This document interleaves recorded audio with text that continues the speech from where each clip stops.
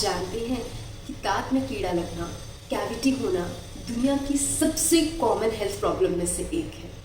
Dental cavities, caries हर age group में देखी जाती हैं। कोई भी ऐसा एज ग्रुप नहीं है जिसमें ये प्रॉब्लम ना देखी गई हो। Hello everyone, I am doctor Nivedita और आज हम बात करेंगे दांत में कीड़ा लगने की, डेंटल कैविटीज़ की या फिर डेंटल केरीज की। हम सब बोलते हैं कि दांत में कीड़ा लग गया है, चॉकलेट मत खाओ, च्युइंगम मत खाओ, दांत में कीड़ा लग जाएगा। लेकिन आप में से किसी ने कभी दांत का कीड़ा देखा है? आई एम श्योर नहीं देखा होगा। या फिर आपको लगता है कि दांत का कीड़ा कुछ ऐसा है, तो आप बिल्कुल गलत हैं। दांत का कीड़ा इतना बड़ा नहीं होता है। दांत का कीड़ा एक्चुअल में ये माइक्रो ऑर्गेनिजम्स होते हैं, कुछ छोटे छोटे कीटाणु होते हैं जिनको आप खुली आंखों से नहीं देख सकते। हमारे दांत में कुछ लेयर्स होती हैं। सबसे पहले होता है इनामल, उसके बाद होता है डेंटिन और फिर नीचे होता है पल्प, जिसमें होती है हमारी ब्लड वेसल्स और हमारी नसें। तो बेसिकली जो सबसे ऊपर की लेयर है उसको बोला जाता है इनामल। जब हम खाना खाते हैं तो छोटा छोटा खाना हमारे दांतों में फंस जाता है, इसको हम डेब्रिस बोलते हैं। अब ये जो छोटे छोटे कीटाणु हैं ये हमारा दांत खाने के लिए नहीं, इस फंसे हुए खाना खाने के लिए हमारे दांतों के ऊपर आते हैं और ये फंसा हुआ खाना ये खाते हैं। अब जब ये फंसा हुआ खाना ये खाते हैं तो ये बाय प्रोडक्ट छोड़ते हैं एक एसिड। तो हम सबको पता है कि एसिड कितना स्ट्रांग होता है और किसी भी चीज़ के कंटैक्ट में आने से वो उस चीज़ को गला देता है। उसी तरह से जब ये एसिड हमारे दांत की ऊपर वाली लेयर इनामल के कंटैक्ट में आता है तो हमारी इनामल लेयर को डिसॉल्व कर देता है। जब ये हमारी इनामल लेयर को डिसॉल्व करता है तो धीरे धीरे हमारे दांत का रंग यानी कि इनामल का रंग सफ़ेद से हल्का पीला, ब्राउन और ब्लैक होने लगता है।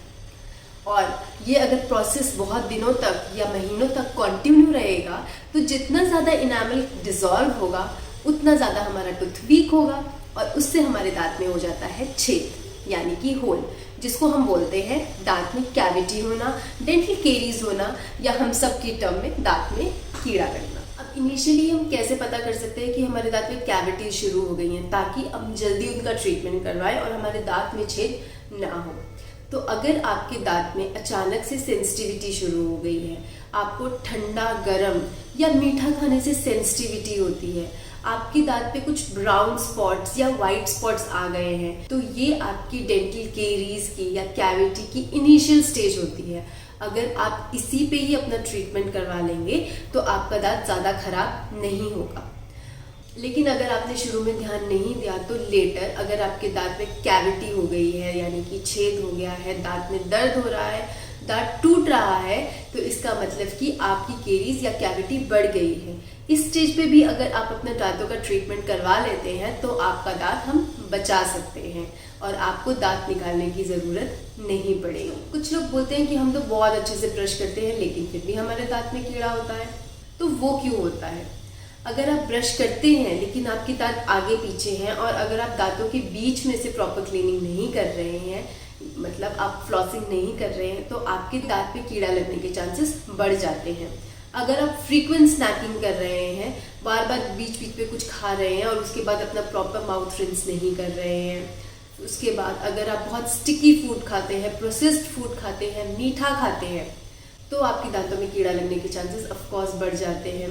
अगर आपका मुंह ड्राई है, प्रॉपर सलाइवा फॉर्मेशन नहीं हो रही है, सलाइवा हमारे खाने को हमारे मुंह से हटा देता है, तो अगर ड्राई माउथ की प्रॉब्लम है तो फिर अगेन कैविटी होने के चांसेस बढ़ जाते हैं। काफ़ी सारे लोग शुरू में दांत पे कीड़ा लगने को नज़रअंदाज कर देते हैं क्योंकि दर्द नहीं होता। जब हमारी ऊपर की इनामल लेयर में कीड़ा लगता है तो हमें दर्द नहीं होता है, सिर्फ हल्की फुल्की सेंसिटिविटी होती है। लेकिन अगर इनामल की पूरी लेयर खराब होकर नीचे डेंटिन तक आपकी कैविटी चली गई है तो आपको दर्द होना शुरू हो जाएगा और आपकी सेंसिटिविटी भी बढ़ जाएगी। इसलिए हम चाहते हैं कि आप शुरू में ही, जैसे ही आपकी कैविटी स्टार्ट होती है, आप शुरू में ही उसकी ट्रीटमेंट करवाइए और शुरू में ही उसको फिल करवाइए। इसके बाद हम बात करेंगे कि कीड़ा लगने से दांत में दर्द हो तो क्या कर सकते हैं। उसके लिए आप प्लीज़ सब्सक्राइब कीजिए मेरा चैनल और बेल आइकन को दबाइए ताकि आप वो वीडियो मिस ना करें। Thank you.